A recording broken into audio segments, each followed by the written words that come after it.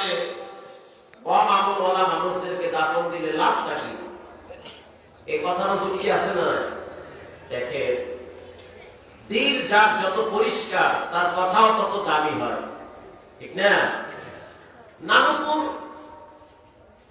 নানুপুরের জমিনে ঘুমিয়ে আছে জমিরউদ্দিন রহমতুল্লাহ আলাইহি, ফ্রেশ দিলওয়ালা মানুষ। এই ভাঙ্গাচুরা কিছু কথা বলতো, মানুষের কলিজায় গিয়া লাগতো। উজানির ইব্রাহিম শাহ রহমতুল্লাহ আলাইহি এই ভাঙ্গাচুরা কিছু কথা বলতো, মানুষের কলিজায় লাগে। আর আমাদের অবস্থা এমন, এত ভালো বয়ান, এত সুর, এত টান, এত দলিল, এই 2-3 ঘন্টা বয়ান শুনে রাস্তায় গিয়া কয় টুপি খোল, বিড়ি ধরা। কথা বল না? ঠিক কথাই বললাম।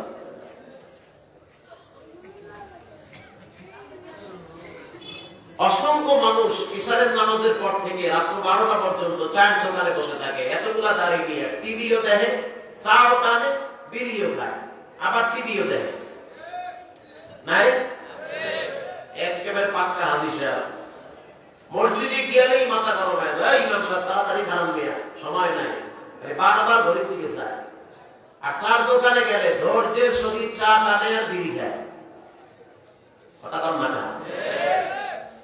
মসজিদে আসলে অধৈর্য, পুরা ব্যস্ত, সে ব্যস্ত মানুষ, বারবার ডানে তাকায় বামে তাকায়, ইমাম সাহেব আসে না কেন, এত লেট কেন করতে আছে? আর এক পণ্ডিত দাওয়াত খাইছে, সারি বেরি, শরীর গরম হয়ে গেছে, আস্তে আস্তে আইবে। অথচ এই মানুষগুলা চার দোকানে গেলে ঘন্টার পর ঘন্টা চা টানে, বিড়িও খায়, কোনো অধৈর্য হয় না, কোনো অধৈর্য নেই। মসজিদে আসলে অধৈর্য। এক কাপ চা 2 ঘন্টা বসে খায়, মুখে দেয় তো দেয় না, একবার দিয়া আধা ঘন্টা জিরায়, টিভির সাউন্ড বাড়াইয়া দাও, খুব ভালোই তো লাগতে আছে, চলতেছে দিন আসছে। তো ব্যক্তি যেমন হয় তার কথাও তেমন হয়, ব্যক্তি যেমন হয় তার মৃত্যুর পরে জানাজার দৃশ্য তেমন হয়। সুবহানাল্লাহ। ব্যক্তি যদি নায়ক হয়, তার মৃত্যুর পরে দেখবেন ওই নায়ক কোয়ালিটির মানুষগুলাই উজু মুজু ছাড়া আল্লাহু আকবার, ঠিক না? ব্যক্তি যদি কবি হয়, কান্দে একটা ব্যাগ ঝুলাইয়া চুল পিছন দিয়ে ঝুড়ি বাইন্দা একের আল্লাহু আকবার। আর ব্যক্তি যদি আল্লামা আহমদ শফি হয়, লাখ লাখ আহলে হক উলামায়ে কেরাম তার জানাজায় দাঁড়িয়ে যায়। ব্যক্তি যদি শাইখুল হাদিস আল্লামা আজিজুল হক রাহমাতুল্লাহি আলাইহি হয়, তার জানাজার দৃশ্য আমরা দেখছি, লাখ লাখ তাহাজ্জুদ পড়নেওয়ালা মানুষ তার জানাজায় দাঁড়ায় গেছে। আপনি অবাক হবেন, চাচা কি কামাই করলেন সারা জীবন, খাইলেন, ঘুমাইলেন, মোস মারলেন, দল নেতা নেত্রী কইয়া জীবন শেষ করছেন। এই তো মরবে, মাটি দেবে, শেষ, মাইলে বলা জায়গা জমি নিয়ে মারামারি করবে, এই দুনিয়া। লকডাউনের ভিতরে টোটাল দেশ কাঁপতেছে, বড় লোকরা ঘর থেকে বের হয় না, ঘরে হইয়ে হইয়ে মুড়ি খায়, করোনার দলে বাজারে যায় না। সুবহানাল্লাহ। পুলিশ রাস্তায় দাঁড়ায় তাহলে আগে লইয়া বাঙালি মাছ কই পিঠে নিয়ে কোথায় গেলাম, ডরে ঠেলা পিছনে দৌড়তে, পুরা রোড খালি হয়ে গেছে, কোনো মানুষ নাই রাস্তায়। সুবহানাল্লাহ। এই লকডাউনের ভিতরে আল্লামা জুবায়ের আহমদ আনসারী রাহমাতুল্লাহি আলাইহি তার জানাজায় লাখ লাখ কোরআনের হাফেজ, আলেম, ওলামা, তাহাজ্জুদ পড়নেওয়ালা মানুষ লকডাউন ভেঙে আল্লাহর গোলামের জানাজায় শরীক হয়ে গেছে। এটা কোরআনের বরকত। কিসের বরকত? কোরআনের বরকত। তো ব্যক্তি যেমন হয় তার জানাজার দৃশ্য তেমনই হয়। আমি জানাজা দেখেছি শাইখুল হাদিস ইবনে শাইখুল হাদিস আল্লামা মামুনুল হক বারাকাল্লাহু ফি হায়াতি, তার মায়ের জানাজা দেখছি। বিশ্বাস করেন প্রথম কাতারে শুধু কোরআনের হাফেজরাই দাঁড়িয়ে আছে। আজকে এই মামুনুল হক দামাত বারাকাতুহু তার নাম শুনলে এই নাস্তিক বেঈমান বিদেশি পা চাটা গোলামদের শরীর গরম হয়ে যায়।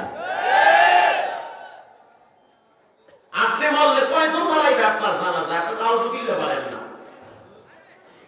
অথচ মামুনুল হককে নিয়ে গালাগালি করা হয়, মুফতি ফয়জুল করিম সাহেব তাকে নিয়ে কত বকাবকি করা হয়। কি হয়েছে?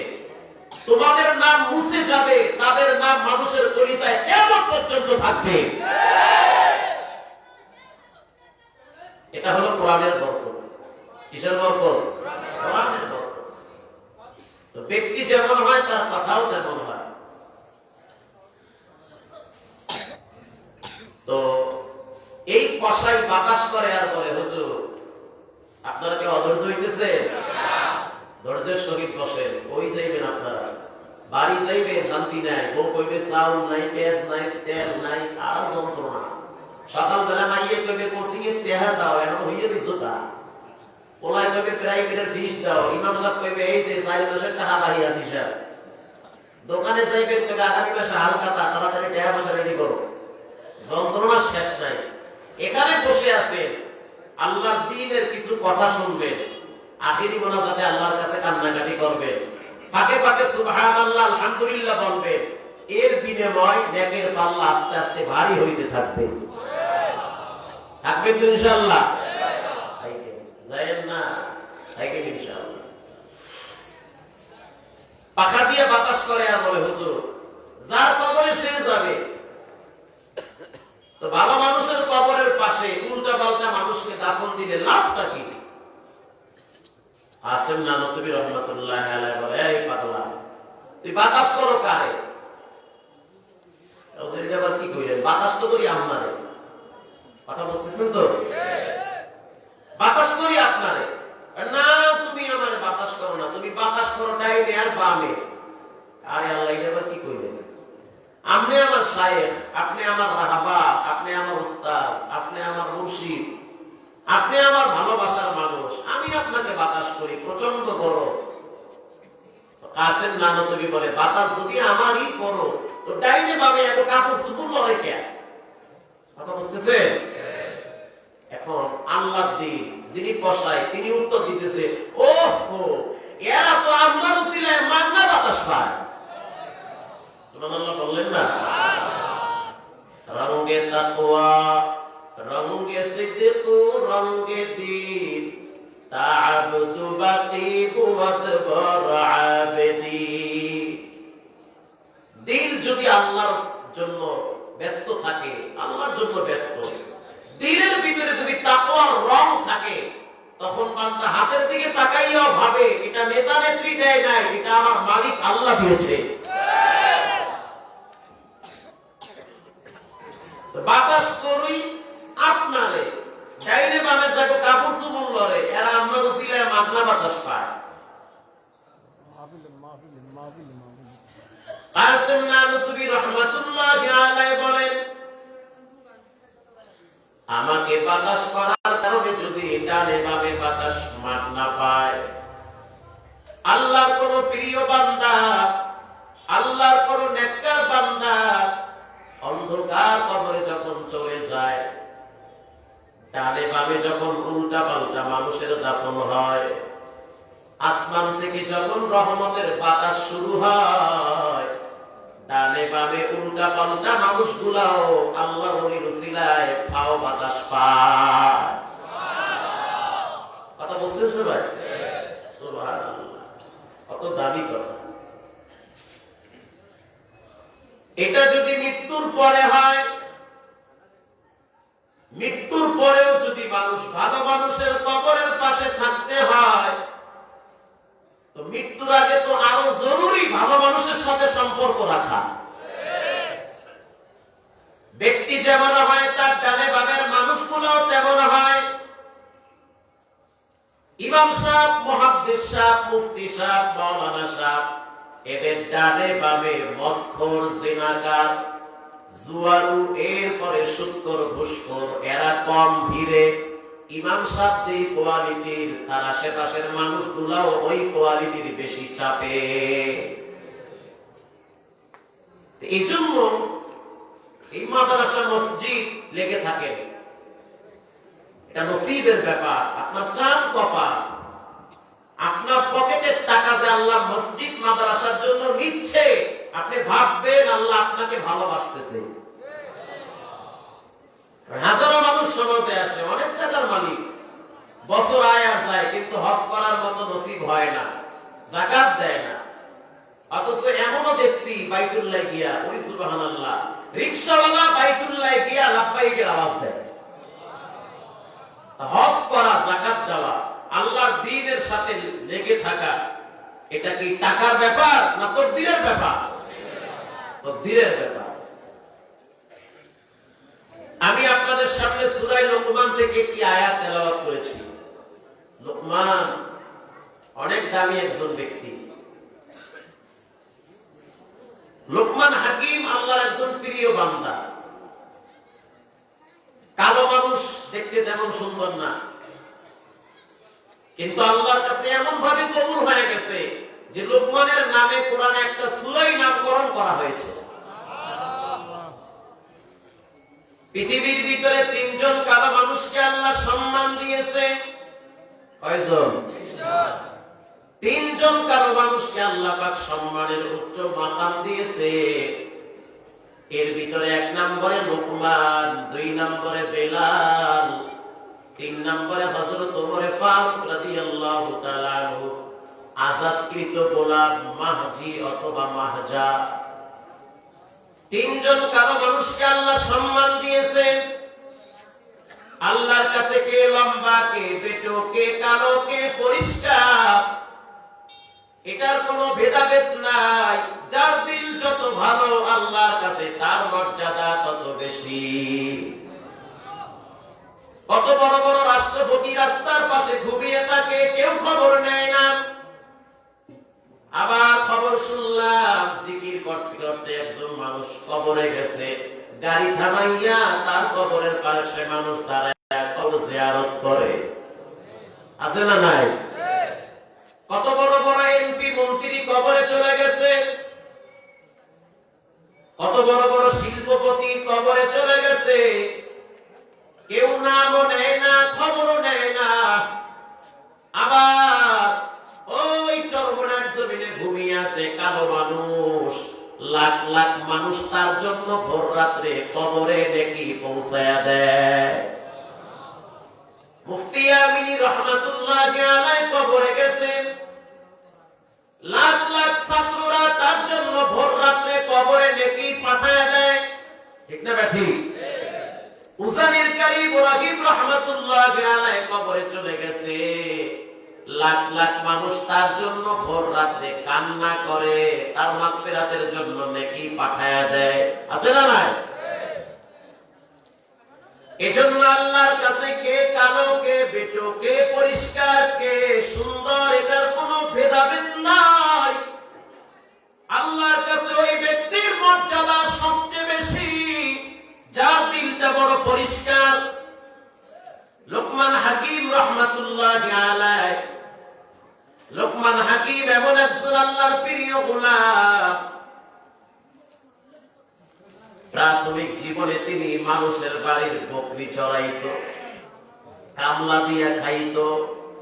কালো মানুষ মানায় না, কিন্তু আল্লাহর কাছে অনেক দামি হয়ে গেছে। হাজার হাজার মানুষ নিয়ে একদিন বয়ান করেন, একজন কোরআন থেকে দাঁড়ায় গেছে, লোকমান আপনি এতগুলা মানুষ নিয়ে বয়ান করেন, অথচ আজ থেকে 20 বছর আগে আমার সাথে পাহাড়ের পাদদেশে দেখতে আপনার মতো, বাহ্যিক সুরাত আপনার মতো এরকম একজন ব্যক্তি বকরি চড়াইতো। আপনি যে ওই ব্যক্তি আমি কেমনে বলি, কারণ আপনি তো সম্মানের চেহারে বসা। লোকমান হাকিম অকপটে স্বীকার করলো, আমি হইলাম ওই 20 বছর আগে বকরি চড়াইছি, ওই ব্যক্তি হলাম আমি লোকমান। আল্লাহ যারা প্রিয় বান্দা এরা অতীতের ইতিহাস ভুলে না। এক সময় আমার কোনো নাম ছিল না, কথার কথা। এক সময় আমার কিচ্ছু ছিল না, এক সময় আপনার কিছুই ছিল না, বাড়ি বাড়ি কামলা দিয়ে খাইতে। এক সময় টাকা পয়সা ছিল না, কেউ আপনার সম্মান করত না। কালের আবর্তনে আল্লাহ আপনাকে সম্পদ দিয়েছে, আল্লাহ আপনাকে ধনাত্মবান বানিয়েছে, আপনি আল্লাহর কাছে শুকরিয়া আদায় করে বলবেন, এই দান দুনিয়ার মানুষের না, এটা দিয়েছেন কে? এটা আল্লাহর দেওয়া। লোকমান হাকিমকে প্রশ্ন করা হয়, এত সম্মান, সুবহানাল্লাহ, আমার লাগে বকরি চড়াইতেন, আজকে চেয়ারে বয়ে বয়ে ওয়াজ করতেছেন, হাজার হাজার মানুষ শুনতেছে, কারণটা কি? লোকমান হাকিম জবাব দেয়, দুনিয়ার ভিতরে মানুষের সম্মান বাড়ে গুণের কারণে। কিসের কারণে? যার গুণ আছে তার সম্মান আছে। আল্লাহর নবীর প্রিয় সাহাবী হযরত আলী রাদিয়াল্লাহু তাআলা আনহু বলতো, আল্লাহ, আপনি মানুষকে সম্মান দেন দুটো পুঁজির বিনিময়, একটা হলো সম্পদ, আর একটা হলো কি বলে ইলম। ইলমের কারণে আল্লাহ মানুষকে সম্মান দেয়, সম্পদের কারণেও মানুষকে সম্মান দেয়। হযরত আলী বলে, ও মালিক, আপনি আমাকে ইলম দিয়েছেন, সম্পদ দেন নাই, আমি আপনার দরবারে লাখ কোটি শুকরিয়া আদায় করি। ইলমের কারণে আল্লাহ আমাকে সম্মানের উচ্চ মাকাম দিয়েছে। আমরাও দেখতে পাই দুনিয়ার লাইনে, জেনারেল লাইনে প্রফেসর, ডাক্তার, ইঞ্জিনিয়ার, জজ, ব্যারিস্টার যত বুড়া হয় তত মর্যাদা কমে যায়, রিজেক্ট ঘোষণা হয়, কোনো ভ্যালু নাই, ছেলে মেয়েও খবর নেয় না, বৃদ্ধাশ্রমে পাঠায় দেয়। আছে না নাই? ইলমের লাইনে যে যত বুড়া হয়, কোরআনের লাইনে যে যত বুড়া হয়, আল্লাহ পাক তার মর্যাদা আরো বাড়ায় দেয়। সুবহানাল্লাহ। জুনায়েদ বাবু নগরী দামাত বারকাতুহুম, যত তার বয়স হইতেছে মনে হইতেছে আল্লাহ পাক তাকে মুকুটবিহীন সম্রাট বানায় দিয়েছে। কোরআনের লাইনে যে যত বুড়া হয়, তার জুতা ঠিক করার জন্য হাজার হাজার মানুষ সিরিয়ালে দাঁড়িয়ে থাকে।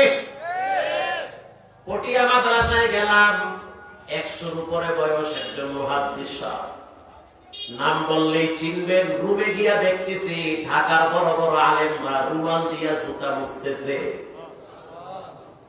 আর জেনারেল লাইনে অনেক সময় মারাত্মক বেয়াদবি করা হয়, শিক্ষকের ঘাড় ধাক্কা দিয়া ভার্সিটির ছেলেরা পানিতে নামায়া দেয়। শুধু তাই না, শিক্ষকের রুম অবরুদ্ধ করে রাখে। শুধু তাই না, শিক্ষকের কলার ধইরা চুল কামায়া দেয়। আল্লাহর দরবারে কোটি কোটি শুকরিয়া, আল্লাহ পাক আমাদেরকে কোরআনের কারণে আদবওয়ালা জিন্দেগি দিয়েছে। এজন্যই তো যদিও আমাদের সার্টিফিকেট নাই, ডিগ্রি নাই, কিন্তু কোরআনের কারণে, আদবের কারণে, উস্তাদের দোয়ার কারণে আল্লাহ এই জমিনের কোরআনওয়ালাদেরকে অল্প টাকার ভিতরে লাখ টাকার বরকত দান করে। যেমন ধরে একজন মানুষ দুনিয়ার লাইনে অনেক শিক্ষিত, এই লোকটা যত বুড়া হয় বিশ্বাস করেন তার মান মর্যাদা কমতে থাকে। কেউ জিজ্ঞাসা না, ছেলে মেয়ে বলে কথা বেশি বলবা না, তোমার বয়স হয়েছে, তুমি বুঝো কম, স্কুল ঢিলা হয়ে গেছে, হয় চুপচাপ থাকো, তা না হইলে তাবলীগে যাও, আর না হইলে বৃদ্ধাশ্রমে গিয়ে আল্লাহ আল্লাহ করো। কথা কান না কান, ছেলে মেয়ে বলে। কিন্তু আজ পর্যন্ত কোনদিন শুনি নাই কোন আলেমের বাবা, কোন হাফেজের বাবা, কোন ইমামের বাবা বৃদ্ধাশ্রমে বয়া বয়া কান্দে। কেন নাই? একটাই জবাব, যার ভিতরে কোরআন থাকবে ওর ভিতরে মানবতা থাকবে, যার ভিতরে কোরআন থাকবে ওর ভিতরে মা বাবার প্রতি ভালোবাসা, শ্রদ্ধা, সম্মান থাকবে।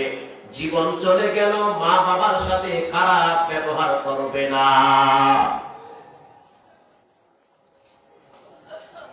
লোকমান হাকিম বলেন, আল্লাহ মানুষকে গুণের কারণে সম্মানের চেহারা দান করেন। প্রশ্নকারী প্রশ্ন করল, আপনার ভিতরে কি গুণ আছে? লোকমান হাকিম বলেন, আমার ভিতরে তেমন কোন গুণ নাই, তবে তিনটা জিনিসের ব্যাপারে আমি সতর্ক। কয়টা জিনিস? তিনটা জিনিস আমি মারাত্মক ভয় পাই। এই তিনটা জিনিসকে আমি এত ভয় পাই, আমি ভাবি পুলসিরাতের উপরে আমি দাঁড়িয়ে আছি, না জানি আমার কি হয়। এক নম্বরে আমি যখন রাস্তা দিয়ে চলি আমার জিহ্বাটারে কন্ট্রোল করি। যখন আমি ঘরে থাকি তখনও জিহ্বা কন্ট্রোল করি। যখন আমি দোকানে বসি তখনও আমি জিহ্বা কন্ট্রোল করি। যখন আমি বাহিরে যাই তখনও আমার জিহ্বা কন্ট্রোল করি। আমি আমার জিহ্বা লড়াইয়া কখনো গীবত করি না, কখনো দোষ চর্চা করি না, কখনো মানুষের ব্যাপারে ভিন্ন মন্তব্য করি না। আমি আমার জিহ্বাটারে আল্লাহর ভয়েতে নিয়ন্ত্রণে রাখি। আর আল্লাহ তাআলা এই উসিলায় আমার মর্যাদা সমাজে বাড়ায়া দিতেছে। আল্লাহ কোরআনে বলেন, মা ইয়ালফিযু মিন কাওলিন ইল্লা লাদাইহি রাকীবুন আতীদ।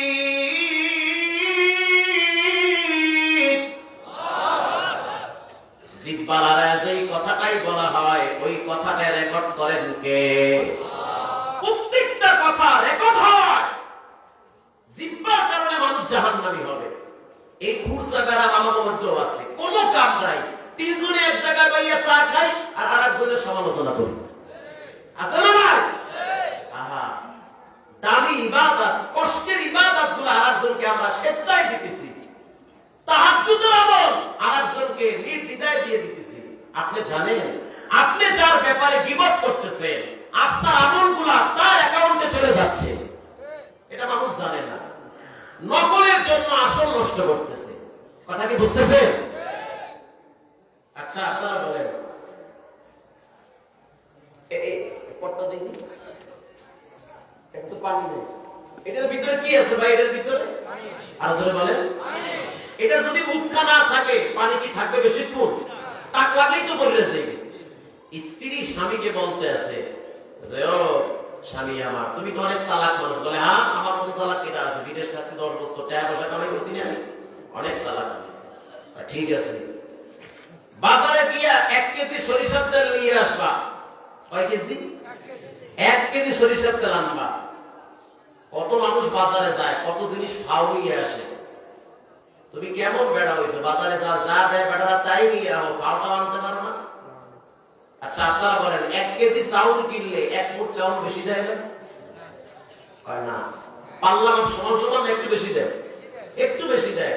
আপনি 1 কেজি বাদাম কিনলে 2-3টা বাদাম বেশি দেয় না? আপনি যদি 1 কেজি চিংড়ি মাছ কিনেন 2-3টা চিংড়িতে এমন দিয়ে দেয়, তাই না?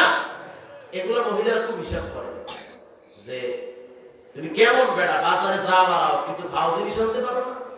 আজকে ফাও জিনিস আনবো, ধরো 1 কেজি তেলের বোতল, বাজারে যাবা 1 কেজি তেল আনবা আর কিছু তেল ফাও নিয়ে আসবা।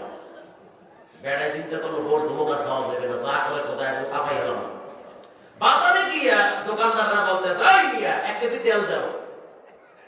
তো দুঃখের ব্যাপার হলো তেলের মাপ আর পটের মাপ সমান সমান। মানে 1 কেজি তেল দিলে পটটা ভরে যায়, খাওয়া নেওয়ার জায়গা আছে? কথা বল না।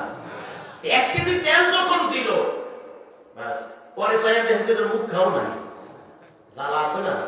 মুখা যদি না থাকে তেলের পরে, এটা কি বেশিক্ষণ থাকবে? টাকটক লাগে তো ভরে যায়। তো কিছুক্ষণ পর বলতেছে, দোকানওয়ালা তুমি কি আমার মগা পাইছো? তুমি যে তেল দিলা 1 কেজি, ফাও তেল দেবা না? দোকানদার বলতে আছে, ফাও তেল যে দিব তুমি লোবা কোথায়? তোমার তো জায়গা নাই লোবা, পট তো ধরে গেছে। তখন এই বেচারায় বলতে আছে, তুমি সবাই মনে করছো আমার মতো, আমি এরকম না। এই যে পটের নিচে একটু খালি জায়গা আছে, এই জায়গায় যাও। এরকম এক করছে, এই জায়গায় খালি জায়গা আছে না? কথা বল না, এই জায়গায় দেবা। এই জায়গায় যখন দিয়েছে ভিতরে আছে, এখনই পড়া শুরু হয়ে গেছে। এটার ভিতরে যখন দিচ্ছে এখানে পড়তে আছে। আচ্ছা এই যে নিল আসলটা পড়তে আছে, এই বোকার কাজ না বুদ্ধিমানের কাজ? তাহাজ্জুদ করেন, জিকির করেন, দ্বীনের দাওয়াত দেন, খুব ভালো, খুব উত্তম কাজ। এগুলা করার পরে দোকানে বসে বসে চা খান আর ইমামের নামে গীবত করেন, মহল্লার নামে বিভিন্ন বাজে কথা বলেন, গীবত করেন, সমালোচনা করেন। আপনার তাহাজ্জুদ আর কোরআন তেলাওয়াতের আমলগুলো তো সব তার আমলনামায় চলে যাইতেছে। বাড়ি গেছে গিয়ে কইতে আছে, আজকে কাপাই হেলাইছে, চা করে আল্লাহ গিয়ে বলতেছে, বিবি এই নাও তোমার ভাব দেন। আমার যা মনে করছো তা না, আমি এত বোকা না, আমি খুব চৌকান্ন মানুষ। বউ তো খুব চালাক, চিনতে পারতেছে, আরে ফাওড়া বাদ দাও, আগে আসল দাও। কথা বুঝেন নাই? আসল ভিতরে আছে দেওয়া আসল, এইবার যখন আসলটা দেখাই দিতেছে এইটাও বলতে গেছে। এই জন্য ভাই জিহ্বা কন্ট্রোল করে। আপনি জানেন জিহ্বা কত মারাত্মক, জিহ্বা কত মারাত্মক জিনিস। পৃথিবীর ভিতরে একটা জিনিস কখনোই ব্যথা হয় না। হাত দিয়া মানুষ কাজ করে, হাত ব্যথা হয়। পা দিয়া মানুষ কাজ করে, পা ব্যথা হয়। লম্বা টাইম যদি মানুষ ঘাড়ের উপরে বস্তা নিয়ে চলে, ঘাড় ব্যথা হয়। হয় কি হয় না? ওরে সুবহানাল্লাহ, একটা জিনিস কখনোই ব্যথা হয় না, সেটা হলো দুই ঠোঁটের মাঝখানের জিহ্বা। ঘন্টার পর ঘন্টা কথা বলা হয়। ও মুসলমান নবীর উম্মত, বুক ব্যথা হয়, গলা ব্যথা হয়, মাথা হ্যাং হয়ে যায়, কিন্তু একটা সেকেন্ডের জন্য জিহ্বা ব্যথা হয় না। কারণটা কি? একটাই কারণ, জিহ্বা লড়ায়া লড়ায়া আনলিমিটেড আল্লাহর কোরআনের তেলাওয়াত করবে, জিহ্বা লড়ায়া জিকির করবে, জিহ্বা লড়ায়া দুরূদ শরীফ পড়বে। এশারের নামাজের পরে জিহ্বা লড়ায়া কোরআন তেলাওয়াত শুরু করবে, রাত থেকে দিবে জিহ্বা লড়ায়া কোরআন পড়তে পড়তে। মাগরিবের নামাজের পর থেকে এশা পর্যন্ত বসে বসে জিকির করবে। ঘন্টার পর ঘন্টা কাজ করলে হাত ব্যথা হয়, পা ব্যথা হয়। আল্লাহ বলে বান্দা জিহ্বা লড়ায়া যত কথা বলবা ব্যথা হবে না, তবে সাবধান, প্রত্যেকটা কথা যেন আল্লাহ এবং নবীর হয়, তাহলে জিহ্বার হিসাব লাগবে না। লোকমান হাকিম বলেন, আমি জিহ্বা লড়াইয়া অনর্থক কথা বলি না। দুই নম্বরের গুণ, আমি আমার চোখ দিয়া বেগানার দিকে তাকাই না, আমি আমার চোখ হিফাজত করি। আল্লাহ তাআলা কোরআনের ভিতরে বলেন, কুল্লিল মুমিনিনা ইয়াগুদ্দু মিন আবসারিহিম ওয়া ইয়াহফাযু ফুরুজাহুম। ও পুরুষের দল, তোমাদের চোখকে তোমরা বেগানা নারী থেকে নিম্নগামী করবে। আজকে ধর্ষণের রাস্তা মা বাবা খুলে দেয় আর মামলা খায় আর একজনে।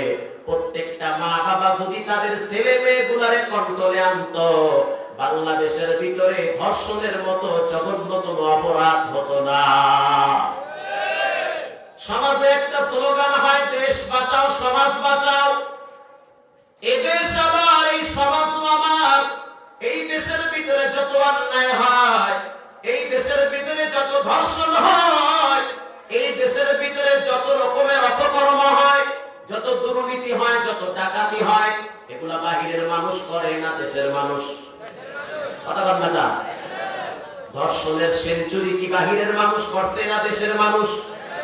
আরো জোরে বলেন। 4 বছরের বাচ্চা ধর্ষিত হয়, বাহিরের মানুষ করে না দেশের? জাহিলিয়াতের যুগে 90 বছরের কোন পরী ধর্ষণ হয় নাই। এই বর্তমান জামানায় 90 বছরের পরীও জানোয়ার হায়নাদের হাত থেকে রেহাই পায় না। দেশ বাঁচাও সমাজ বাঁচাও, এই স্লোগানটার পূর্বে প্রত্যেকটা মা বাবা যদি তার সন্তানকে মাদক থেকে বাঁচায়, ইয়াবা থেকে বাঁচায়, ফেন্সিডিল থেকে বাঁচায়, প্রত্যেকটা মা যদি তার মেয়েকে কোচিং ফাঁকি দিয়ে আর একটা ছেলের সাথে কোথায় গ্রুপ স্টাডি করতে যায়, এগুলার থেকে যদি বাঁচায়, খোদার কসম কোন মেয়ে কোন ছেলে ধর্ষণের মতো জঘন্যতম অপরাধে যাবে না, আর কোন ছেলে ধর্ষণের মামলা খাইয়া জেলখানার মেহমান হবে না। সব রাস্তা খুলে দিয়েছে আকাম করা। ধর্ষণ তো হবেই। এখানে একটা মেয়ে কোথায় যায়, কি করে, এটা যদি মা না জানে, এই মা তো কোনোদিন মা হওয়ার যোগ্যতা রাখে না। একটা ছেলে কোথায় কি করে, এই খবর যদি বাবায় না রাখে, বিয়ে করতে কই শিখে না। আজকে দেখেন ঢাকার মতো জায়গায় পত্রিকা, পেপারে, পত্র পত্রিকায়, অনলাইনে গোটা পৃথিবী জানতেছে যে একটা মেয়েকে উপযোগী চরম ভাবে পাশবিক নির্যাতনের মাধ্যমে ধর্ষণ করা হয়েছে। এই কাজটা যদি মাদ্রাসার কোন টুপিওয়ালা করত, তাহলে এই দেশের শাহরিয়া কবিরদের মতো নাস্তিকদের মাথার ভিতরে আরো চুল যা আছে সবগুলো উঠে যেত। টকশোর ভিতরে ঘোষাঘষি বেশি হইত, কিন্তু করছে তো অন্য লাইনের, এটা নিয়ে বাড়াবাড়ি হইতেছে না। ভাই কথা যে আমি মেয়েকে বলেছিলাম যে তুমি একটা ছেলের সাথে কেন একা বাড়িতে যাবে? মেয়েটা বলতেছে আমার ফ্রেন্ড সে। কি ফ্রেন্ড? ও আচ্ছা ঠিক আছে, যাবো, তাড়াতাড়ি চলে আসবা।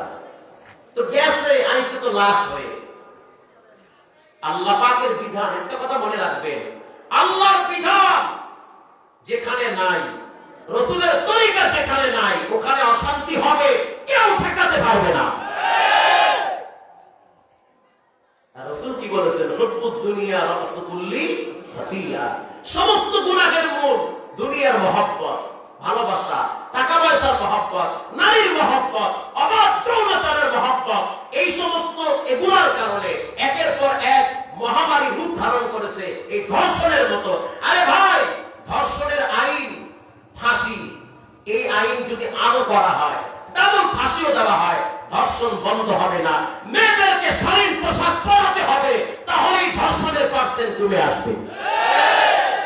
সুটকি জুলাই রাইখা বিলাইরে বয়ান করবা, ও চাচা সুটকি খাবা না, আমার বেয়াই আসতে আছে, সুটকি খাবা না।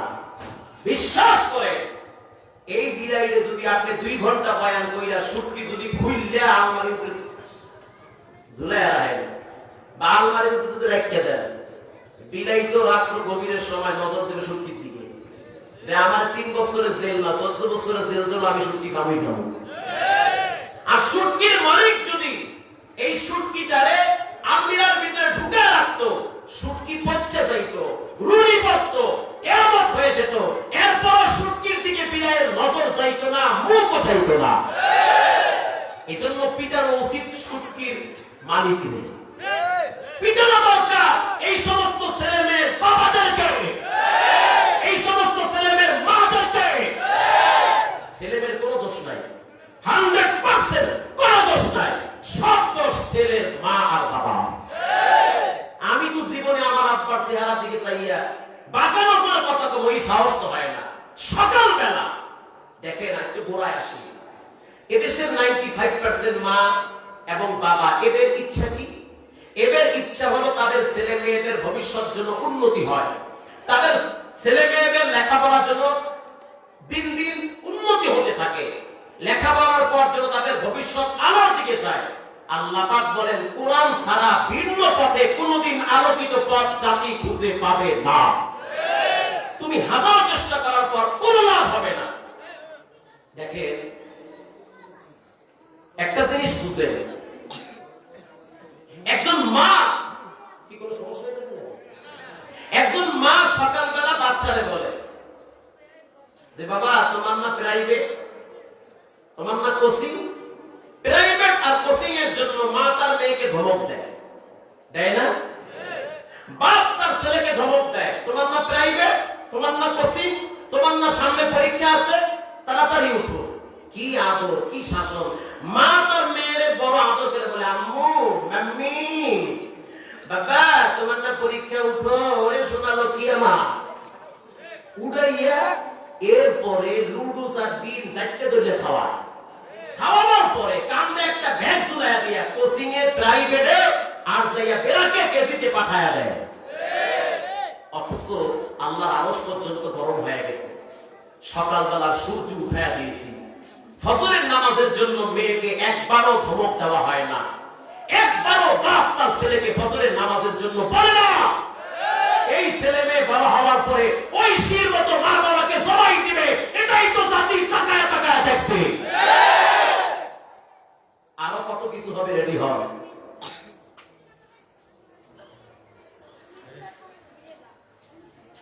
হযরত ওমর ফারুক রাদিয়াল্লাহু তাআলা আনহুর কাছে এক বাবা গেছে বিচার নিয়ে। ছেলের হাত কষ্ট হইতেছে আপনাদের না? আমার গলা বসা, 2 দিন ধরে আমি খুব অসুস্থতায় ভুগতেছি, গলার সমস্যায় ভুগতেছি, পাতলা যাই আমার মেন্টাল মনে হয়েছে, এমন মাইন্ড গেছে, জায়গায় টেনে হয়ে গেছে। গতকাল চিটাং 2 জায়গায়, আজকে এক জায়গায়, কালকে আবার চিটাং, মানে গলার অবস্থা খুব ভয়াবহ। তো সংক্ষেপ কথা হলো, হযরত ওমর ফারুক ছেলের হাত ধরে, বাবা ছেলের হাত ধরে ওমর ফারুকের দরবারে নিয়ে গেছে, নিয়ে বলতে আছে, আমিরুল মুমিনিন, খুতবায়ে জুলফিকার আল্লামা জুলফিকার দামাত বরকাতুহু লিখেছেন, আমিরুল মুমিনিন, এটা আমার পোলা,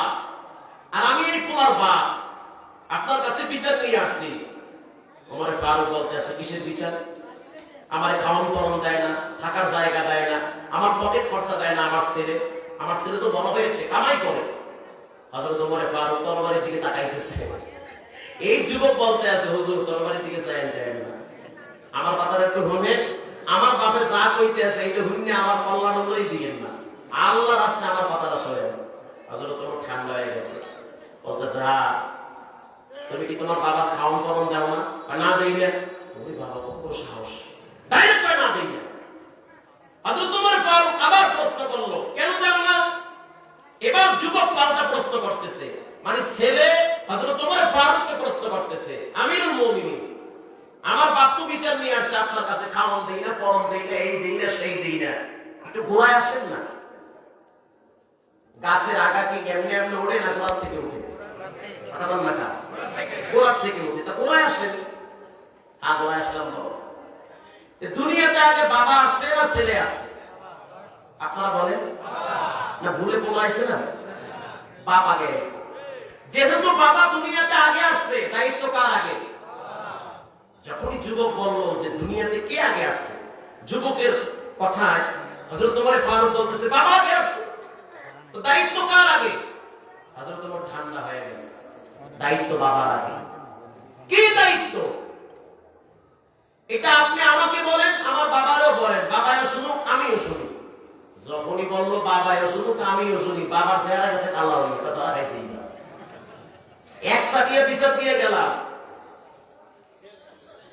হযরত ওমর ফারুক বলতেছে বাবার দায়িত্ব তিনটা। কয়টা? তিনটা দায়িত্ব। যুবক পাল্টা প্রশ্ন করলো বাবার দায়িত্ব তিনটা, আপনি জানায় দেন। হযরত ওমর ফারুক বলল বাবার প্রথম দায়িত্ব সন্তানের জন্য ভালো একটা মা নির্বাচন করা। সন্তান যেই মহিলাটার পেটে থাকবে, মহিলাটা যেন দিনদার হয়, আল্লাহওয়ালি হয়, কোরআন পড়ানি বলি হয়, তাহলে এই মেয়ের পেট থেকে ভালো সন্তানের আশা করা যায়। হযরত ওমর ফারুক বলল বাবার প্রথম দায়িত্ব ভালো একটা মা নির্বাচন করা। মা যদি ভালো হয়, সন্তান কিছুটা ভালো হওয়ার আশা করা যায়।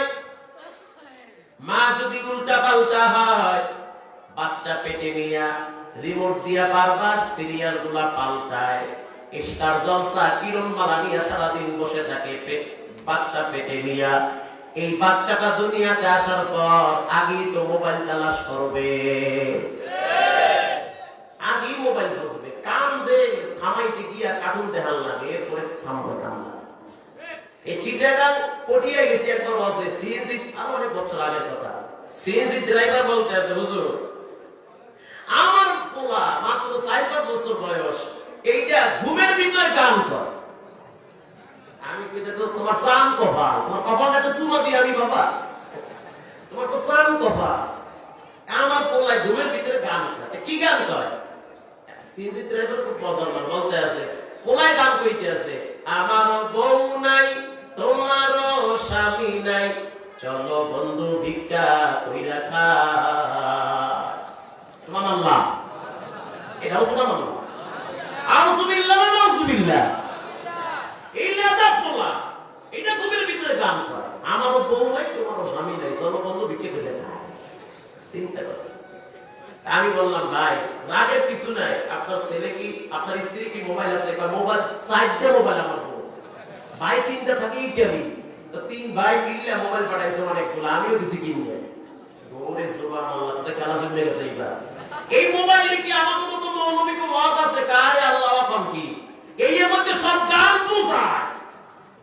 আপনি বিশ্বাস করেন যে এই গানটা, এই যে আপনার ছেলেটা ঘুমের ভিতরে বলতেছে, এই গান কি মোবাইলে আছে? কারে আল্লাহ নাই, মানে অনেকগুলো আছে। আপনার বাচ্চা গান দেখো হক ভাত খাইবার যায় না, তা আমার ম্যাডামে এই গান দেখায় আর ভাত খাওয়ায়। মানুষ সারাদিন যেটা করে ঘুমে তো ওটা এমনি প্রকাশ পায়, কথা বল না। মানুষ সারাদিন যেটা করে, সারাদিন আল্লাহরে ডাকে। এই মাদ্রাসার পোলাপান আমার তো কানে শোনা, আমিও তো আগে কন্ট্রাক্টরি করে এখন ড্রাইভার হইছি। মাদ্রাসার পোলাপান 24 ঘন্টা কোরআন নিয়ে ব্যস্ত থাকে। খোদার কসম, অনেক মাদ্রাসার কথা আমি দেখেছি, কানেও শুনেছি, ঘুমের ভিতরে আল্লাহ আল্লাহর কোরআনের তেলাওয়াত চলতে থাকে। আছে না নাই? এটা তো হবে। যে যেটা দিলে করে ওটা তো স্বপ্নে প্রকাশ পাবে, ঠিক না ঠিক? এজন্য আমি প্রায় সময় বলি যে মুরব্বীরা একটু আল্লাহর নামটা জোরে জোরে লইয়েন। কারণ ছাগলে যখন ধান খায় তখন তো চিল্লেন, ও কল্লার মা ও ধান খায় কা, ওরে চিল্লানি। আর ওয়াজে বললে সুবহানাল্লাহ কইতে গেলে কয় সুবহানাল্লাহ, পারে না। এবার বলেন সব ক্ষমতার মালিক কে? আল্লাহ। মাশাআল্লাহ। আল্লাহ, সুবহানাল্লাহ, আলহামদুলিল্লাহ, আল্লাহু আকবার, নারায়ে তাকবীর, এগুলো জিহ্বার মাথায় রাখতে হবে। যখন মৃত্যুর সময় আজরাইল ধাক্কা মারবে ওটাই তো মুখ থেকে বের হবে। যে যেটা করে ওটা স্বপ্নে এমনি প্রকাশ পায়। একবার চট্টগ্রাম থেকে নানুপুর মাদ্রাসা থেকে, অনেক আগের কথা, ছোটবেলায় আসতেছি, চাঁদপুর থেকে লঞ্চে উঠছি, বরিশাল গিয়ে নামবো। তো লঞ্চে মানুষ হাতে শার্ট আর প্যান্ট বিক্রি করে, করে না? বাচ্চা লন 30, বাচ্চা লন 40, আছে না? বেচতে আছে রাত 4টা পর্যন্ত বেচছে। বেচার পরে 2-3টা কাপড় আছে, এগুলা মাথায় দিয়ে হইয়ে রয়েছে। তা আমরা পোলাপান পাশে কয়েকজন শুয়ে রয়েছি। এই বেচারা চিন্তা করলো টেহা তো পকেটে আছে, কাতারে যে হইয়ে থাকো কিনা মাইতে দেবে পকে। এই মাদ্রাসার পোলাপান আছে এক পাশে কি হইয়ে থাকে, তোর তো চুরি তো করবে না, পাশাই হইয়ে রয়েছে। তো গভীর রাত, হঠাৎ চিল্লায় উঠছে বাচ্চা লন 30। আমরা তো লাফাই উঠছি, কি হইলো এটা, বাচ্চা লন 40। তো একজনে কইতেছে, আরে বেটা ওই কথা কওয়ার মানে হইছে কি, ও সারা দিন ওই বাইসালাম 30, বাইসালাম 40 এগুলো নিয়ে জিকির করছে, এজন্য স্বপ্নে ওটাই তো মুখ থেকে বের হয়েছে, ঠিক না ঠিক? যে ব্যক্তি 24 ঘন্টা জিহ্বার মাথায় আল্লাহর নামের জিকির রাখে, কোরআন তেলাওয়াত রাখে, বিশ্বাস করেন মরার সময় তো ওটাই মুখ থেকে বের হবে। হযরত ওমর ফারুক বলতেছে, বাবার দায়িত্ব 3টা। 1 নম্বরের দায়িত্ব ভালো একটা মা নির্বাচন করা। বাবার 2 নম্বরের দায়িত্ব সন্তানের জন্য ভালো একটা নাম রাখা। ও মুসলমান মুমিন উম্মত, নাম যদি ভালো হয়, নামের ভিতরে কাজের কিছু প্রভাব পড়ে যায়। নাম যদি ভালো হয়, হাসরের ময়দানে নামের উসিলায় আল্লাহ অনেক মানুষকে ক্ষমা করে দিবে। হাসাইসুল কুবরা আল্লামা জালালউদ্দিন সুয়ুতী লিখেছেন যে হাসরের ময়দানে আল্লাহ বলবে, আবু বকর ক্ষমা ঘোষণা হয়ে গেছে, লাখ লাখ আবু বকর দৌড় মারবে জান্নাতের দিকে। তোমরা যাও কা, বলে আমার নাম তো আবু বকর। আহা, আল্লাহ তাআলার কুদরতি অন্তরে মায়া জোশ মারবে। আল্লাহ বলবে, আবু বকর নামের উসিলায় এদেরকেও মাফ করে দিলাম। এটা আল্লাহ পারে কি পারে না? হযরত ওমর ফারুক বলল, বাবার 2 নম্বরের দায়িত্ব সন্তানের ভালো একটা নাম রাখা। তো নাম রাখছে তুফান। এই তুফান লেগেছে হুজুরের দ্বারা, হুজুর দোয়া করে দেন, নাম কি? তুফান। উনি বাবা বাবা হুজুর তা থেকে দিয়েছে তোর হুজুর। হুজুর জান কা হাদিয়া নিয়ে যা, তোর হাদিয়া লে তুই খা। এই তুফানে আমার ঘর বানছে 7 বার। এই তুফান তুফান বাদ দে, ভালো নাম রাখতে হবে, সুন্দর নাম রাখতে হবে। নাম রাখছে ও মোহাম্মদ অনুসকা। এই অনুসকা হিন্দু না মুসলিম না মিলে তো কইতে পারে না। আমরা নাম রাখে মোহাম্মদ করিম আক্তার টমটম। এই নামের ভিতরে কোনো ফায়দা নাই, বরং নামের কারণে মানুষকে বিপদে পড়তে হয়। আপনি জানেন আকাম করে একজনে মামলা হয় আরেকজনের নামে, শুধু নামের কারণে। এই ঘটনা বাংলাদেশে ঘটছে নামের কারণে। মজার একটা কথা ভাই একটু কইয়া লই, কষ্ট হইতেছে না? ওকে কষ্ট হচ্ছে না কি? হাকিমুল উম্মত থানবীর কথা মুস্কি হাসিতে আসছে। এক বেচারা 80 বছর বয়স, কোনো মাইয়া পোলা হয় না। আল্লাহ তাআলা কান্দাছে, আল্লাহ একটা পোলা দাও আমার। কত বছর বয়স? 80 বছর বয়স। দাঁড়িয়ে থেকে সব পাকিয়ে গেছে, হাঁটতে পারে না ঠিক মতো। 80 ওভার হয়ে গেছে। আল্লাহ তাআলা পোলা চাইছে, আল্লাহ পারে না দিতে, দিয়ে দিয়েছে। 80 বছর বয়স আল্লাহ একটা পোলা দিয়েছে। এই বেচারা চিন্তা করতেছে পোলাটার নাম রাখবো কি, চিন্তার ঠেলায় ঘুম হারাম হয়ে গেছে। এত সুন্দর একটা পোলা, ওরে সুবহানাল্লাহ, এমন একটা নাম রাখবো যেই নাম পুরো দেশে কারো নাই। যেহেতু আনকমন নাম, মানে আনকমন সন্তান, সিজন ছাড়া ফল। সিজন ছাড়া ফলের দাম কম না বেশি? আবার বলতে হবে সিজন ছাড়া, মানে এই সিজনে আম হয় না, এরপরও যদি আপনাদের বাজারে আম উঠে দাম কম না বেশি? কারণ সিজন ছাড়া ফল। বেচারা চিন্তা করলো কি নাম রাখবো। হঠাৎ বুদ্ধি একটা মাথায় এসে, আমার নাম মানে আমার সন্তানের নাম আর পাইস না। কি পাশনা? মানে আর পাইও না। ছেলের নাম রাখছে আর পাশনা। মানুষজন জিজ্ঞাসা আছে ওনার নাম কি? আর পাশনা। কিছুদিন পরে মাদ্রাসায় লেগে গেছে। আসছেন না, এই মজার কথা। মাদ্রাসা নিয়ে বলতেছে হাফেজ সাহেব আমার এই পোলাটারে ভর্তি করেন। মরলা বানাবো, মরার পরে জানাজা বলাই বাবা। খুব ভালো কথা, ভালো জিনিস। তো বলেন নাম কি? মোহাম্মদ আর পাইসনা। হাফেজ সাহেব বলতেছে আমার কানের স্ক্রু কি ঢিলে হয়ে গেছে নাকি? আরেকবার বলেন। কারণে মানুষের বাড়ি কানের স্ক্রু ঢিলে হয়ে গেলে আর পাইসনা। হাফেজ সাহেব বলতেছে হুজুর স্যার, এই চাচা রাগ করিয়েন না, এই নামের ভিতরে আমি পিদারের গন্ধ পাইতে আছি। পিদা পিদা সেরকম তো পিদা মানে পিদা, এই পিদারের গন্ধ পাইতে আছি। এই নাম ভালো না, নামে ভেজাল লাগলে কাজে ভেজাল লাগে, নাম ভালো না। চাচাই কইতে আছে এত বেশি বুঝেন না, মানুষের বাড়ি খান আর কত কত পারেন না, যা বলতে আছি তাই লাগে। এই উল্টা দিকলা মানুষ এই সমাজেও আছে। চাচা নামাজ পড়েন না, তুমি এত বেশি কথা বলি, তুমি বুঝো কি নামাজ? হ্যাঁ, কবরের চিন্তা তুমি বাঁচি। এরপরও যদি হুজুর কয় চাচা নামাজ পড়েন, কবরের চিন্তা করে করলেন, নামাজে কর্ম। এই নামাজ দুনিয়াতে কে নিয়ে আসছে? আল্লাহর হাবিব। তো বলেন তো আল্লাহর হাবিবের দাদির খালার নাম কি? বিশ্বনবীর দাদির খালার নাম কি? ইমাম সাহেব পারি না, পারবে কেমনে? তখন কয় ও তোমার বাবা বুঝো কোন ছাতা, কিছু বোঝো না, তোমার রাস্তায় তুমি, আমার রাস্তায় আমি। এই উল্টা উল্টা কিছু মানুষ এই সমাজে বিভিন্ন জায়গায় বসবাস করে। বেতন দেয় 30 টাকা, মসজিদে গিয়ে ধমক দেয় 300 টাকা। আর পাশে প্রিন্সিপাল সাহেব বলতে আছে ঝগড়ায় যাইতে রাজি না, না আর পাশে। হঠাৎ একদিন আর পাশে হারায় গেছে, হারায় গেছে। চাচার মনে শান্তি আছে? আরে খোদা, আর পাশে হারায় গেছে। কে আমার জানাজা পড়াবে? কে আমার লাশ কান্দে নিবে? কে আমার লাশটা কবরে রাখবে? আর পাশে হারায় গেছে। খুঁজতে খুঁজতে পুরা দেশ খুঁজতে, কোথাও পায় না। নদীর পার দিয়ে খুঁজতে আছে, আর পাশে কই? এক বেচারা জাল মারতেছে 3 ঘন্টা, কই একটা মাছও পায় না। কথা বুঝতেছেন তো? জাল মারে এক জায়গায়, মাছ ওই পারে গিয়ে আমরা এই জায়গায় ধরতে পারবো না। 3 ঘন্টা জাল মারে, একটা মাছও পায় না। আবার পিছনে একজনে কইতেছে আর পাইস না। এখন এটা কি বুঝলে যে আমার অভিশাপ দিতে আছে? ঠিক না ঠিক? এত জাল মারে, একটা মাছও পায় না, 20 মাছও পায় না। মাথা গরম হয়ে গেছে। কিছুক্ষণ পর হঠাৎ শুনতেছে কে যেন বলে আর পাইস না।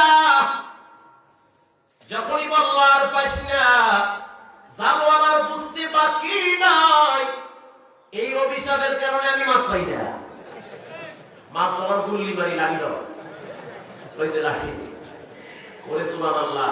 জাল মাল ফালাইয়া কাম ছাড়া কোমরে ভাই দেয়া লাঠি দিয়া আউযুবিল্লাহ সারা ফিদান শুরু ফিদাইয়া সাথে বানাইছে। আল্লাহর কি কুদরত! দুপুরের টাইমে হাফেজ সাহেব খানা খাওয়ার জন্য নদীর কিনারা দিয়ে যাইতেছে বাসায়। ছায়া দেখতে আছে, চাচারে মাইরা পুরো তক্তা বানাই হইছে। মারেন কে? একটা কথা কম কম পিটান আপনারা কিন্তু বলবে এই বেয়াদবে দুষ্টি, এই মুরব্বি এরকম মানুষে মারে। 3 ঘন্টা পর্যন্ত জাল মারি, একটা মাছও পাইলাম। চাচায় অভিশাপ দিয়া পায় আর পাইস না। হাফেজ সাহেব ডাক দিয়া বলেন না না, ব্যাপারটা এমন না। ওনার সন্তানের নাম আর পাইস না, এজন্য বলেছে আর পাইস না। এবার হাফেজ সাহেব চাচারে বলে চাচা বেয়াদবি মাফ করবেন, আমি কোরআন পড়ছি, হাদিস পড়ছি, উলামায়ে কেরাম কিছুই বুঝে না, ব্যাপারটা এমন না।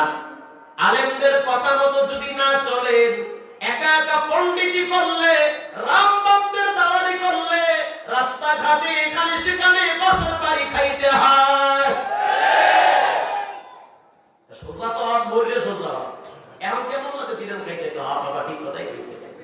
আল্লাহর কথা, নবীর কথা ভালো কথা না খারাপ কথা? লোকমান হযরত ওমর ফারুক বলল বাবার 2 নম্বরের দায়িত্ব সন্তানের ভালো একটা নাম রাখা। বাবার 3 নম্বরের দায়িত্ব সন্তানকে কোরআন শিক্ষা দেওয়া। যুবক বলল আমার বাবা একটাও হক আদায় করে নাই। তো তোর বাবার নাম কই দেব? লম্বা কথায় ছেড়ে দিলাম। লোকমান হাকিম যখন তার সন্তানকে বলেন, ইয়া বুনাইয়া লা তুশরিক বিল্লাহ,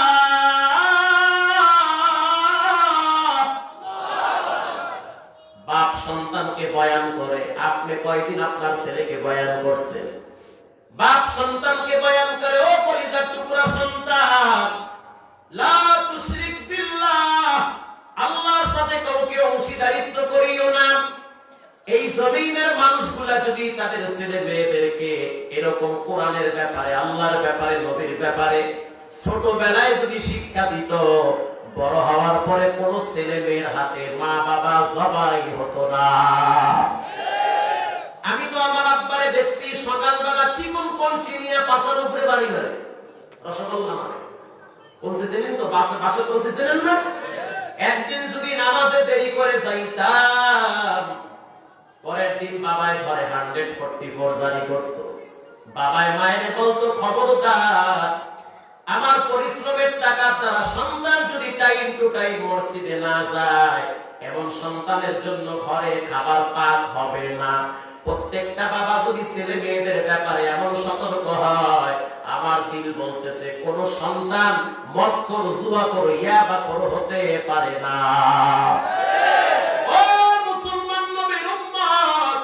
সকালবেলা বাচ্চাকে যা শিখাবেন বড় হইয়া তাই শিখবে। গাছ যেমনে লাগাইবে বড় হওয়ার পর তেমনি বড় হবে। গাছ বেঁকা লাগাবেন, বেঁকা বড় হবে। সোজা লাগাবেন, কমপক্ষে গোড়া ঠিক থাকবে, মাঝে মাঝে মাটি দিয়ে টাইট রাখবেন। গাছ যদি মোটা হওয়ার পর আপনি সোজা করতে চান, নিজেই সোজা হয়ে যাবে, গাছ সোজা হবে না। অতএব কাদা যখন দেওয়ালে লাগানো হয়, কাদা দেওয়ালে লেগে যায়। কাদা যদি শক্ত মাটি হয়, দেওয়াল থেকে ভেঙে পড়ে যায়। ছোট ছোট বাচ্চাদের ব্রেন কাঁচা, এই কাঁচা ব্রেনের ভিতরে আলিফ বা তা সা জিম হা খ দাল দাল র জা, এক একটা হরফ ভিতরে ঢুকায়া দেন, খোদার কসম এক একটা হরফে আরশের মালিকের পরিচয় পাবে। আমার বাবার মাস লাগবে 20,000, 40,000, মেজাজ গরম হয়ে যায়। এত টাকা বাবা কি করবে, এরকম বলতে মনে চায়। হঠাৎ আল্লাহর কোরআনের একটা আয়াত মনে পড়ে। আল্লাহ পাক কোরআনে বলেন, ওয়ালা তানহারহুমা ওয়া কুল লাহুমা কাওলান কারীমা, খবরদার মা বাবার সামনে মাথায় সিলকি দিয়া কথা বলবি না, মায়ের সামনে চোখ রাঙায়া কথা বলবি না, মা বাবার সাথে খারাপ ব্যবহার করবি না। আল্লাহ পাক কোরআনে বলেন, ওয়াহনান আলা ওয়াহনি ওয়া ফিসাল, কষ্টের পর কষ্ট তোমার মা তোমার জন্য সহ্য করেছে, ওই মায়ের সাথে বেয়াদবি করবি না। যারা কোরআন পড়েছে, হাদিস পড়েছে, তাদের ভিতরে এই বিষয়টা ভালো করে মাথায় আছে। মা বাবার সাথে বেয়াদবি করলে জীবন ধ্বংস হয়ে যাবে। এজন্য আল্লাহর কোরআনের ইলম যাদের ভিতরে আছে, জীবন চলে গেলেও মা বাবার দিকে চোখ রাঙায়া কথা বলবে না। লোকমান হাকিম তার সন্তানকে নসিহত করেন, ও সন্তান, আল্লাহর সাথে কাউকে অংশীদারিত্ব করবা না। যখনই বলল আল্লাহর সাথে কাউকে অংশীদারিত্ব করবা না, আল্লাহর কাছে বড় ভালো লাগছে। আল্লাহ তাআলা বলল, ওয়াসাইনাল ইনসানা বিওয়ালিদাইহি হামালাতুহু উম্মুহু ওয়াহনান আলা ওয়াহনিন ওয়া ফিসাল। এরে দুনিয়ার মানুষ শুনে নাও, তোমাদের মা বাবার সাথেও বেয়াদবি করবে না। সন্তানকে যখন আল্লাহর ব্যাপারে সতর্ক করবে, ওই সন্তানের কলিজার ভিতরে মা বাবার মহব্বত ঢুকায়া দিবেন কে? ও সন্তানের মা বাবার প্রাইভেট কোচিং আর জাগতিক শিক্ষার জন্য যেই পরিমাণ শাসন করা হয়, এর অর্ধেক যদি নামাজের জন্য শাসন করা হইতো, তাহলে এই সমাজের ছেলে মেয়েগুলা এত বেহায়া বেলাজা হতো না। প্রাইভেট কোচিং ভাষা ভাষা করে লেছে মাথা, এরপরে যখন কম খায় তখন মাথা ঠিক হয়। ভাইরা আমার, লোকমান হাকিম যখন তার সন্তানকে আল্লাহর ব্যাপারে সতর্ক করলো,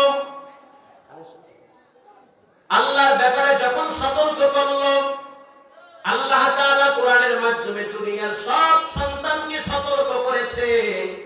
ওয়াসাইনাল ইনসান বিওয়ালিদাইহি হামালাতুহু উম্মুহু ওয়াহনান আলা ওয়াহনিন ওয়া ফিসাল। মা বাবার সাথে বেয়াদবি করবা না, এদিক সেদিক উঠা বসা করবেন না, চুপচাপ 10টা মিনিট সময় দেন। মা বাবা এক অমূল্য সম্পদ।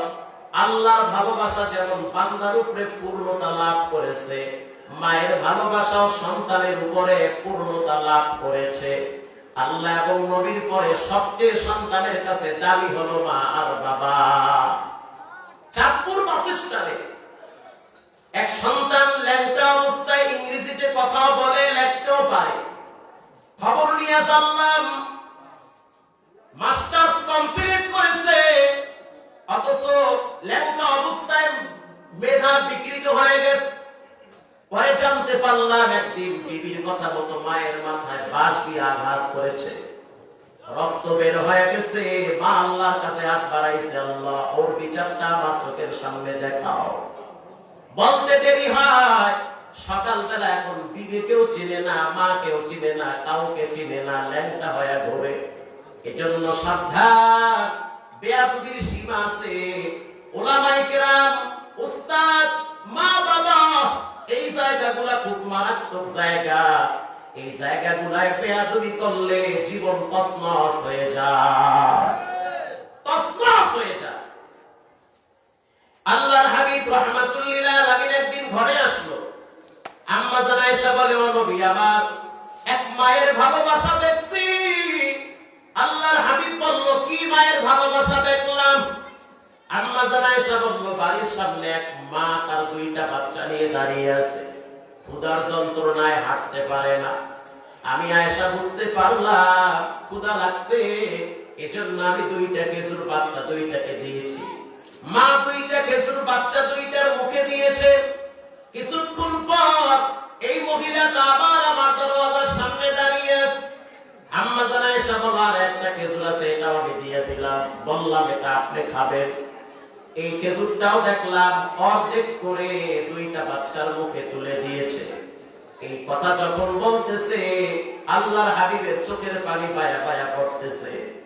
আম্মা জান আয়েশা বলে, ও নবী আমার, আপনি কেন কাঁদেন?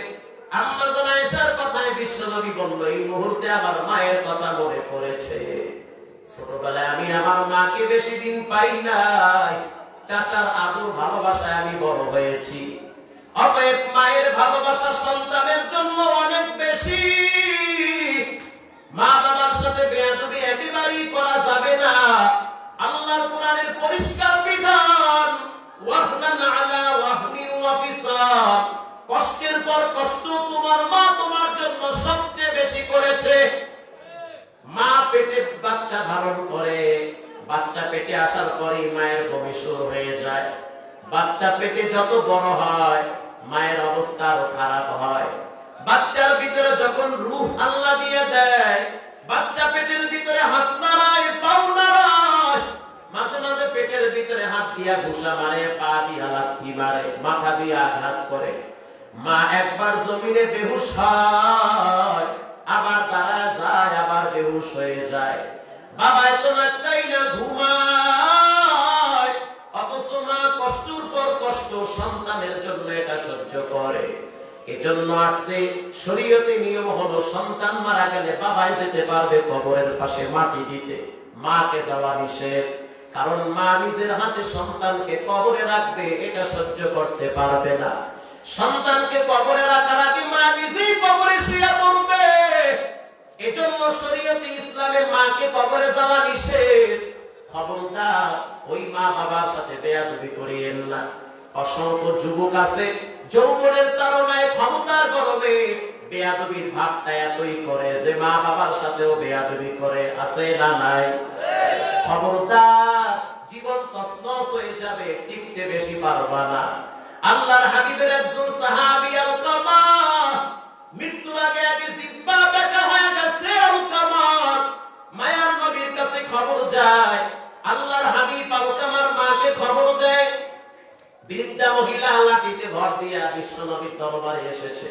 আর এক বর্ণনায় আছে নবী নিজে আলকামার বাড়িতে গেছে। আল্লাহর হাবিব বলল, আলকামার মা, আলকামা কেমন? আল্লাহর নবীর কথায় আলকামার মা বলল, আলকামা অনেক ভালো, 5 ওয়াক্ত নামাজ পড়ে, তাহাজ্জুদ করে, দান খয়রাত করে, আপনার সাথে যুদ্ধে যায়। নবী আমার বলল, আমি বুঝলাম আপনার সাথে আলকামার সম্পর্ক কেমন, জানতে চাই। যখনই বলল আপনার সাথে সম্পর্ক কেমন, আলকামার মা সাথে সাথে মাথাটা নত করে বাচ্চাদের মতো ফোঁপায়া কাঁদতেছে। ও আলকামার মা, কাদার কথা বলি নাই, কেন কাঁদতেছো? আলকামার মা জবাব দেয়, বিবির কথা মতো আলকামা চলে, আমারে কোনো পাত্তাই দেয় না। এজন্য আল্লাহর হাবিব বুঝতে পারছে আলকামার জবানে কালেমা আসতেছে না। আল্লাহর হাবিব বলল, আলকামার মা, আলকামারে কি ক্ষমা করবা? আলকামার মা বলল, না না, ক্ষমা হবে না। আপনি যদি আমাকে চাপ দেন ক্ষমা করার জন্য, তাহলে আমি ক্ষমা করব, কিন্তু মন থেকে করব না। আল্লাহর হাবিব বলল, এখানে ইন্টারফেয়ার করার কিছুই নাই, মা আর ছেলের ব্যাপার, মা আর ছেলের ব্যাপার।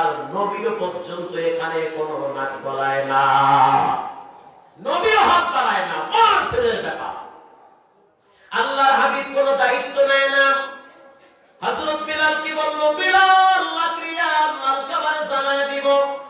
হযরত বিলাল যখন লাকড়ি আনতে দৌড়ায়, আলকামার মা আরে তাকায়, দেখতেছে বিলাল দৌড়ায়।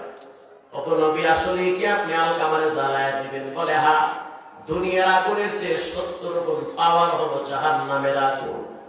শুধু তাই না, যদি ঈমান ছাড়া আলকামা কবরে যায়, 2 পাশের মাটি এমন জোরে চাপ মারবে, হাড্ডিগুলো ভেঙে চুরমার হয়ে যাবে, এক একটা সাপ এমন ভাবে দংশন করবে, ধ্বংস হয়ে যাবে জীবনটাকে। অতএব বেঈমান হয়ে আলকামাকে কবরে যেতে হবে যদি আপনি ক্ষমা না করেন। কিছুক্ষণ পর আল্লাহর হাবিব বলল, বেলাল যাও লাকড়ি আনতে। বেলাল যখন লাকড়ি আনতে রওনা হয়, আলকামার মা তাকায় দেখতেছে আসলেই তো আলকামার জন্য লাকড়ি আনতে যায়। আলকামার মা কিছুক্ষণ মাথা নত করে চুপচাপ থাকার পরে শাহাদাত আঙ্গুল উঁচা করে বলতেছে, আল্লাহ সাক্ষী, নবীও সাক্ষী, এই মুহূর্তে আমি আলকামাকে ক্ষমা করে দিলাম। আল্লাহর হাবিব বলল, বিলাল যেতে হবে না আলকামার বাড়িতে, খবর নিয়ে দেখ আলকামার কি অবস্থা, লাকড়ি আনতে যাওয়া লাগবে না। হযরত বিলাল যখন উল্টা দিকে আলকামার বাড়িতে যায়, আলকামার বাড়ির দরওয়াজায় পা রাখার পর শুনতে পাইতেছে আলকামার কণ্ঠে আল্লাহ পাক কালেমার ধ্বনি প্রতিধ্বনিত করে দিয়েছে, লা ইলাহা ইল্লাল্লাহু মুহাম্মাদুর রাসূলুল্লাহ। এজন্য মা বাবার সাথে বেয়াদবি করা যাবে না। আজ থেকে পাক্কা নিয়ত করেন, দুনিয়া কিছুই না। যাদের জন্য এত কষ্ট করেন তারাই আপনাকে বেশি আঘাত করে। যতদিন আল্লাহ পাক এই রঙের দুনিয়ায় বাঁচায় রাখবে, আল্লাহর দ্বীনের সাথে নিজেদেরকে সম্পৃক্ত রাখবো, 5 ওয়াক্ত নামাজ পড়বো, যুবক কিচ্ছু না রে দুনিয়া। যতদিন টাকা পকেটে আছে বাস্তব, ততদিন ডানে বামে বন্ধু বান্ধব আছে। টাকা নাই, বন্ধু বান্ধব টেলিফোনও রিসিভ করবে না, এটার নামই দুনিয়া।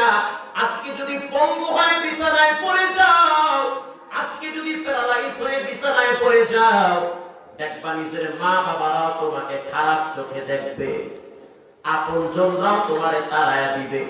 ঢাকা বিভিন্ন বাস স্ট্যান্ডের মোড়ে দেখি পঙ্গু হইয়া বসে আছে, ভিক্ষা চায়, 5 টাকা দেন, তা না হলে খাবার জুটবে না। ও মুসলমান, জিজ্ঞাসা করলাম তোমার মা বাবা নাই? বলে সবাই আছে, আমারে পালায়া রাইখা গেছে। এটাই যদি বাস্তব হয়, তাহলে দুনিয়া কিচ্ছু না। আজ থেকে ওয়াদা করে নেন, মালিককে আপন বানাতে হবে, দুনিয়ার সাথে সম্পর্ক কমাতে হবে। নিয়ত যদি সহি হয়, 5 ওয়াক্ত নামাজ পড়বো, আল্লাহর হুকুম মেনে চলবো, দাড়িটা রাখবো, মা বাবার সাথে ভালো ব্যবহার করবো। দিলটা যদি পরিষ্কার হয়, তওবার নিয়তে 2 হাত আল্লাহকে দেখায়া দাও। নারায়ে তাকবীর। আয় আল্লাহ, এই হাতগুলা জীবনে একবার বাইতুল্লাহর কালো গিলাফের সাথে লাগায়া দেন। আয় আল্লাহ, জীবনে একবার রাসূলের রওজার আতহারের সামনে দাঁড়াইয়া সালাম দেওয়ার তৌফিক দেন। রঙ্গে তাকওয়া, রঙ্গে সিদক, রঙ্গে দিন, তা'আবুদু বা'ইবু ওয়াদবর আবেদি। এই মাহফিলটা মাদ্রাসার মাহফিল। এই মাদ্রাসাটা কি একজনের না সবার? আরো জোরে বলেন। কোন হুজুর কি করলো না করলো এই জন্য মাদ্রাসায় কিছু দিব না, ব্যাপারটা এমন। আল্লাহর নবীর ঘর, আল্লাহর ঘর, আমি দিব, কবুল করবেন কে? আল্লাহ। অতএব মৃত্যু পর্যন্ত, জীবনের শেষ নিঃশ্বাস পর্যন্ত এই ভালো কাজের সাথে নিজেদেরকে সম্পৃক্ত রাখবো। রাজি আছি ইনশাআল্লাহ? আল্লাহ কবুল করুক, বলেন আমিন। সুবহানাল্লাহি ওয়া বিহামদিহি, সুবহানাল্লাহিল আযীম। আল্লাহ তাআলা আমাদের সব ভাইকে এই কথাগুলোর উপরে আমল করার তৌফিক দান করুন, আমিন। আমি আমার জন্য দোয়া চাই, আপনারা সকলেই প্রত্যেকের জন্য দোয়া করবেন, প্রত্যেককে আল্লাহ দ্বীনের জন্য কবুল করুক, আমিন। করেছো তুমি এই পৃথিবী জাহান, তুমি অসীম, তুমি মহান। খারাপ লাগতেছে? করেছো তুমি এই পৃথিবী জাহান, তুমি অসীম, তুমি মহান। তুমি পৃথিবীর পালনকারী, তুমি পৃথিবীর পালনকারী, তুমি প্রভু বিশ্বজামি। আমি তোমাকে খুঁজি, আমি তোমাকে দেখি, আমি তোমার প্রেমের কবিতা লেখি। কার প্রেমের কবিতা? এই পৃথিবীর পাড়ায় পাড়ায়, দূর আকাশের তারায় তারায়, এই পৃথিবীর পাড়ায় পাড়ায়, দূর আকাশের তারায় তারায়, আখি দুটি মোর যায় হারিয়ে, হৃদয়ে ছড়ায় তার অনুভূতি। আমি তোমাকে খুঁজি, আমি তোমাকে দেখি, আমি তোমার প্রেমের কবিতা লেখি। আল্লাহ কবুল করুক, আমিন। দুরূদ পড়ুন, আল্লাহুম্মা সাল্লি আলা সাইয়্যিদিনা মুহাম্মদ ওয়া আলা আলি মুহাম্মদ কামা সাল্লাইতা আলা ইব্রাহিম ওয়া আলা আলি ইব্রাহিম ইন্নাকা হামিদুম মাজিদ। আল্লাহুম্মা বারিক আলা মুহাম্মাদিন ওয়া আলা আলি মুহাম্মদ কামা বারাকতা আলা ইব্রাহিম ওয়া আলা আলি ইব্রাহিম ইন্নাকা হামিদুম মাজিদ। আলহামদুলিল্লাহি রাব্বিল আলামিন। ربنا ظلمنا أنفسنا وإن لم تغفر لنا وترحمنا لنكونن من الخاسرين. ربنا آتنا